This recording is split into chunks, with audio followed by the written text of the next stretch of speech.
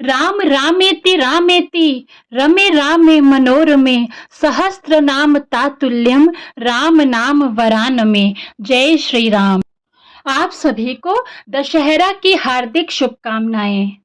आज इस वीडियो में आप जानेंगे कि दशहरा कब है, पूजा का शुभ मुहूर्त क्या रहेगा, रावण दहन का शुभ समय क्या रहेगा, शस्त्र पूजन किस समय करना चाहिए, पूजा विधि और महत्व। अंत में आप रसपान करेंगे श्री राम स्तुति का।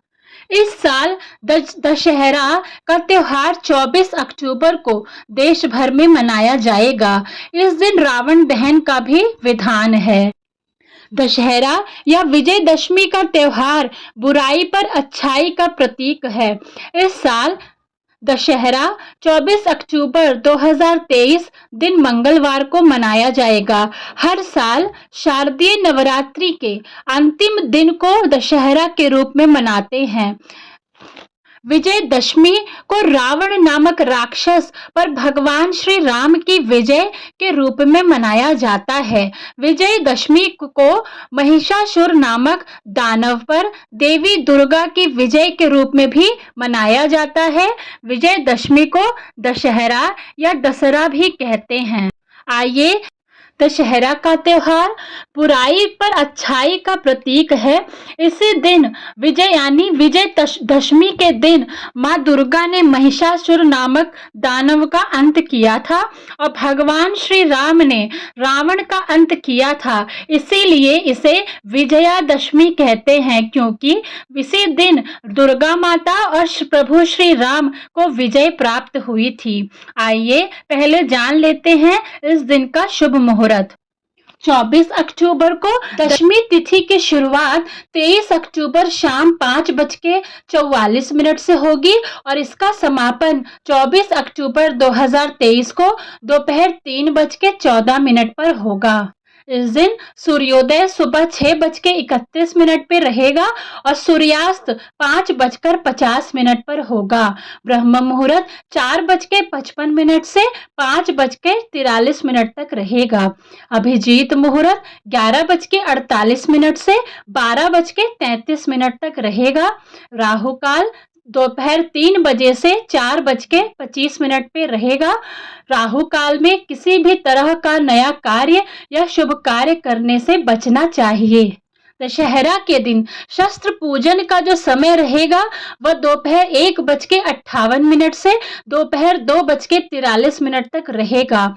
रावण दहन का मुहूर्त शाम 5:43 के बाद 2.5 घंटे तक का समय रावण दहन के लिए उपयुक्त रहेगा। रावण दहन के लिए सबसे जो शुभ मुहूर्त माना जाता है वह प्रदोष काल का मुहूर्त माना जाता है। यह 24 अक्टूबर को शाम 5:43 के बाद रहेगा और दूसरा उत्तम मुहूर्त जो है वो शाम 7:19 से रात 8:54 तक रहेगा। इन शुभ मुहूर्तों में ही रावण दहन का कार्य करना चाहिए। दशहरा के दिन पूजन विधि कैसे करना है, आइए विस्तार में जानते हैं। दशहरे की पूजा दोपहर के समय करना उत्तम रहता है। इस दिन बही खाते की पूजा करना बहुत शुभ माना गया है। इस दिन गाय के गोबर से षटकोणीय आकृति बनाकर 9 गोले व 2 कटोरियां बनाई जाती हैं। इन कटोरियों में से एक में चांदी का सिक्का और दूसरी में रोली, चावल, जौ व फल रख दें। इसके बाद रोली, चावल, पुष्प एवं जौ के जवारे से भगवान राम का स्मरण करते हुए पूजा करें। पूजा के बाद बहन अपने भाई के दाएं कान में जौ लगाकर भगवान से अपने भाई के अच्छे जीवन के लिए प्रार्थना करें। इस दिन समी वृक्ष का पूजन कर शाम को उसके नीचे घी का दिया जलाना चाहिए। इसके बाद यथाशक्ति अनुसार दान दक्षिणा देनी चाहिए। आज मैं आपको सुना रही हूँ विजयदशमी की बड़ी ही दुर्लभ और पौराणिक कथाओं को अंत तक प्रसन्नचित्त मन से अवश्य सुनिएगा। त्रेता युग में भगवान विष्णु ने श्री राम के रूप में अवतार लिया था। श्री राम को मर्यादा पुरुषोत्तम कहा जाता है। ये आशीर्वाद की प्रतिमूर्ति थे। भगवान राम को अपने पिता के दिए हुए एक वचन के कारण 14 वर्ष के वनवास पर जाना पड़ा था। जब राम वन के लिए जाने लगे तो उनके छोटे भाई लक्ष्मण और पत्नी सीता भी उनके साथ गए। वन में श्री राम को देखकर लंका के राजा रावण की बहन शूर्पणखा श्री राम पर मोहित हो गई और उसने श्री राम के सामने विवाह का प्रस्ताव रखा। श्री राम ने शूर्पणखा को आदर पूर्वक बताया कि वह उनसे विवाह नहीं कर सकते, क्योंकि उन्होंने अपनी पत्नी सीता को वचन दिया है कि वह उनके अतिरिक्त किसी और से विवाह नहीं करेंगे। यह कहकर श्री राम ने शूर्पणखा को लक्ष्मण के पास भेज दिया। लक्ष्मण के पास जाकर शूर्पणखा विवाह करने की हठ करने लगी तो लक्ष्मण ने उन्हें मना कर दिया। इस पर शूर्पणखा नहीं मानी तो लक्ष्मण ने क्रोधित होकर उसके नाक कान काट दिए। रोती हुई शूर्पणखा अपने भाई रावण के पास पहुंची और उसे राम और लक्ष्मण के बारे में बताया। तब रावण ने छल से माता सीता का हरण कर लिया। फिर राम भक्त हनुमान ने माता सीता की खोज की।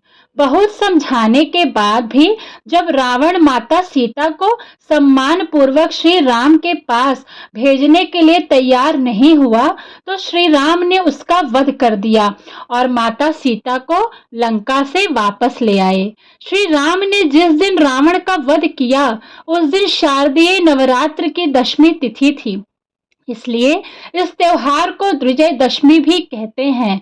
रावण के बुरे कर्म पर श्री राम की अच्छाई की जीत हुई, इसलिए इसे बुराई पर अच्छाई की जीत के त्योहार के रूप में भी मनाते हैं। विजयदशमी पर रावण का पुतला बनाकर उसका दहन किया जाता है। रावण के साथ ही उसके बेटे मेघनाद, भाई कुंभकर्ण के पुतले का भी दहन किया जाता है। महाभारत की कथा के अनुसार दुर्योधन ने जुए में पांडवों को हरा दिया था। शर्त के अनुसार पांडवों को 12 वर्ष तक निर्वासित रहना पड़ा, जबकि 1 साल के लिए उन्हें अज्ञातवास में भी रहना पड़ा। अज्ञातवास के दौरान उन्हें हर किसी से छिपकर रहना था और यदि कोई उन्हें पा लेता तो उन्हें दोबारा 12 वर्षों का निर्वासन का दंड सहना पड़ता।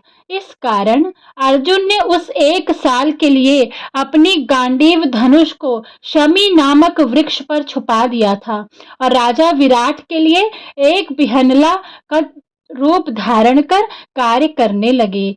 एक बार जब उस राजा के पुत्र ने अर्जुन से अपनी गाय की रक्षा के लिए मदद मांगी तो अर्जुन ने शमी वृक्ष से अपने धनुष को वापस निकालकर दुश्मनों को हराया था।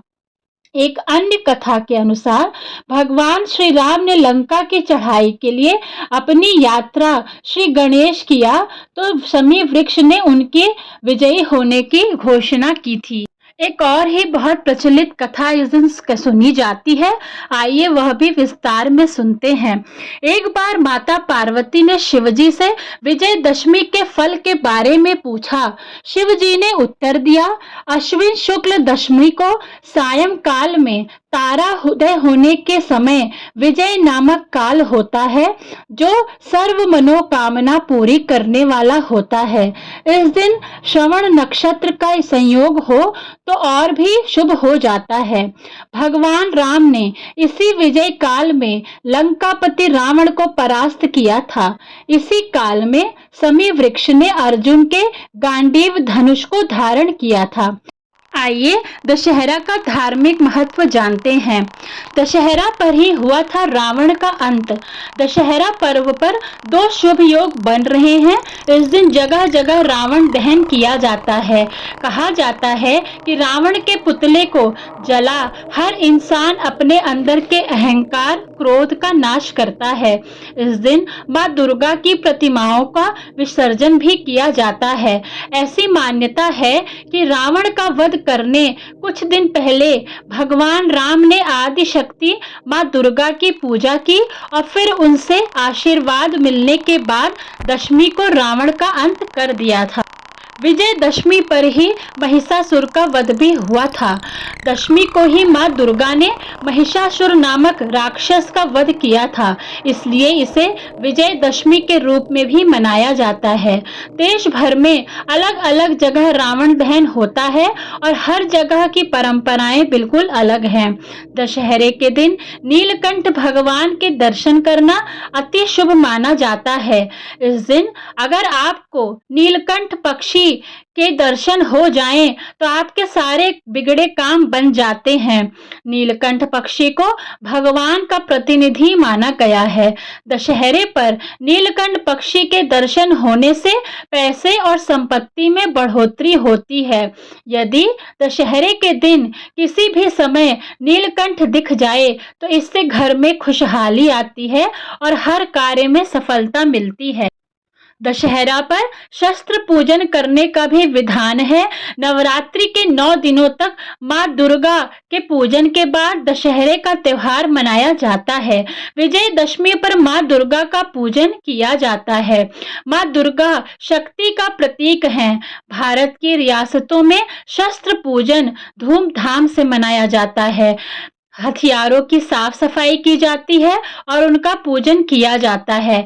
ऐसी मान्यता है कि इस दिन किए जाने वाले कामों का शुभ फल अवश्य प्राप्त होता है।